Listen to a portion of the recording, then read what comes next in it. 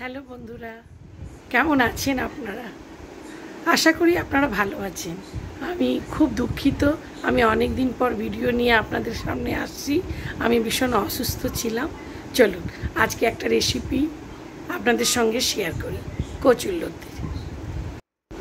এখানে আমি কচুরলতি নিয়েছি, আর এই কচুরলতিগুলো এরকমভাবে সব কেটে নিচ্ছি। দেখুন, এই টুকরো করে কেটে নিলাম। এবার পেঁয়াজ কুচি করে নিচ্ছি। কড়াই তেল গরম করে পেঁয়াজগুলো লাল করে ভেজে নেব। এরপরে কচুরলতিগুলো দিচ্ছি আর দিয়ে লাল করে ভাজছি। এর মধ্যে দিয়ে দিচ্ছি টমেটো, হলুদ গুঁড়ো, জিরে গুঁড়ো আর আদা রসুন বাটা। এইটা দিয়ে বেশ ভালোভাবে ভাজবো।